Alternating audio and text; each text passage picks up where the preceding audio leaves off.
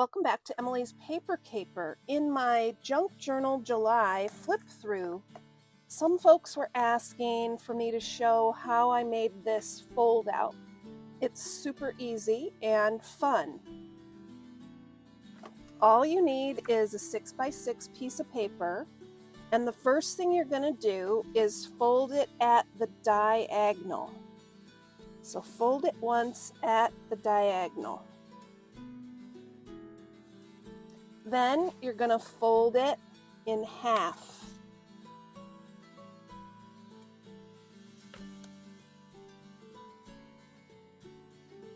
Now, a lot of people use a bone folder for folding. I've just never done that.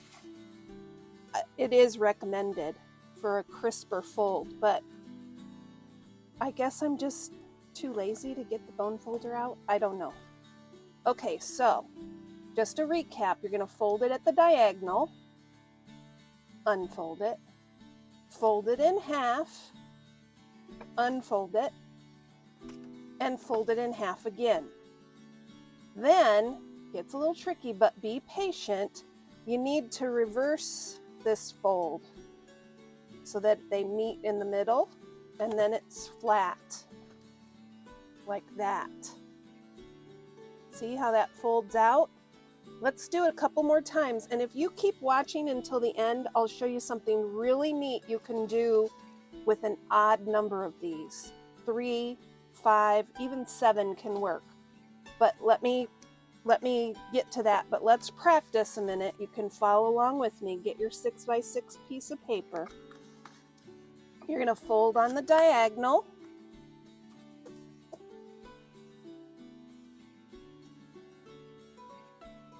That paper's not quite square.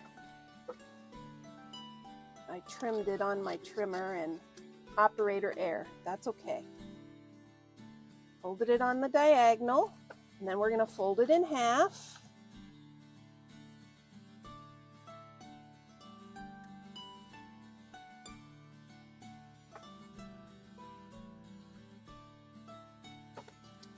And we're going to turn and fold it in half the other way.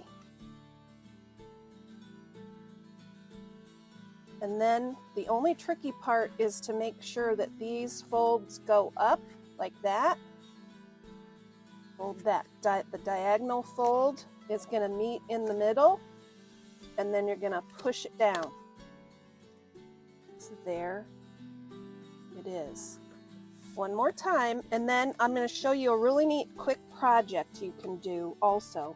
In addition to making a really fun fold out like this in a journal page, you can also create a mini album, and they're really cute and fun and kind of a surprise when people open it. Okay, so remember, on the diagonal, unfold it, then fold it in half both ways. So that's folded in half, and now we're going to turn it. We're going to fold it in half again. Okay, and then we want these diagonals to fold in. We're going to kind of help them meet in the middle and go flat like that. Okay, now for the fun quick project. I have made some 3 1/4 by 3 1/4 squares, and these are going to become journal covers. I got this pretty chipboard by harvesting an empty Kleenex box. I just trimmed 3 1/4 by 3 1/4 squares, and I put them back to back so that the inside didn't have, it made them a little thicker, and then the inside isn't that, what is that, brown? So I just did them together. And for this one, because it will be the back cover, I've glued a ribbon between those layers. This will be the back cover, this will be the front cover. Now, the only tricky part is, it's really not that tricky. You've got your little sandwiches, right? Your little fold-out sandwiches. And what you want to do is marry them together. See how there's this 3 by 3 right here? You're gonna, one is pointing up, and you're gonna turn one over and point down, and they're gonna sandwich together. And then you're gonna take the last one and sandwich it together. We're gonna adhere them. Let's go ahead and do that.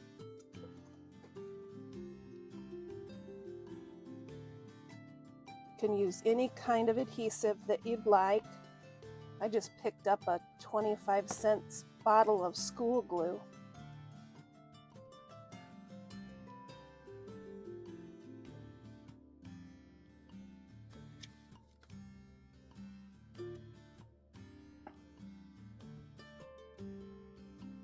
Okay.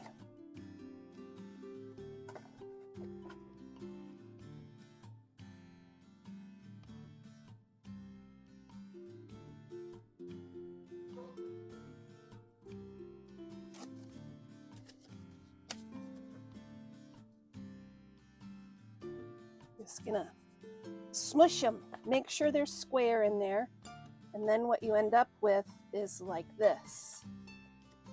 Okay, really pretty. And then we'll put them on our front and back covers. Now, think about it this way. My front cover is here, and I'm not gonna glue it yet, but stick with me here. So I've got my front cover. Let's say I glue this on here. When people open it, it's gonna open like this, right? But it depends on what you prefer. So the other thing you can do is turn it this way and open like that. But I kind of like the other way because a book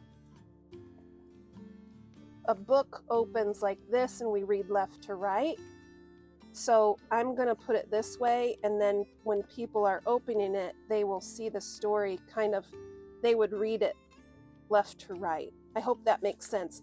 If you mess it up, it doesn't really matter. You can just flip it over or something. It's totally okay. The other reason I want to point out that these are 3 inches by 3 inches because it's a folded 6 by 6. So that's why I made my covers 3 1/4 by 3 1/4. That makes it so that there's this nice 1/8 inch border around. Let's go ahead and adhere this to the back cover.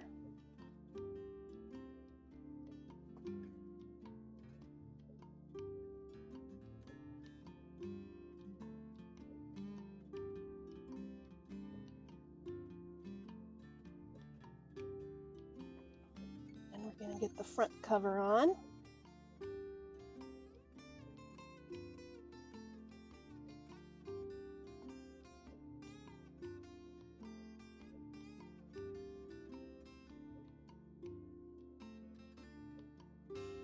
Now, I use scrapbook paper for the fold outs, but if you're a junk journaler, you could use any kind of scrap paper. You could cut squares of, it just has to start with a square paper. I did 6 by 6.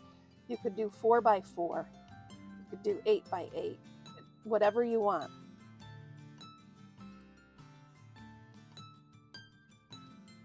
All right. And then the cover would tie.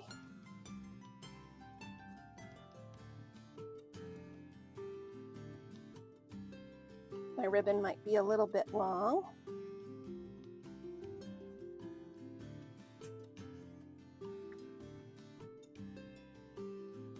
So here's what the project looks like when you open it.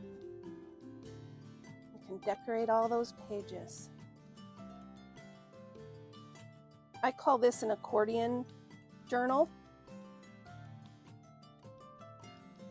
but maybe there's a better name for it. Let me know down in the description if you think accordion journal is the right description for this, or if you would call it something else. And let me know if you have any questions. I would be happy to try to answer them, but I hope you will enjoy this technique to use in your journal pages or even create a little mini album. Keep on scrapping and paper crafting.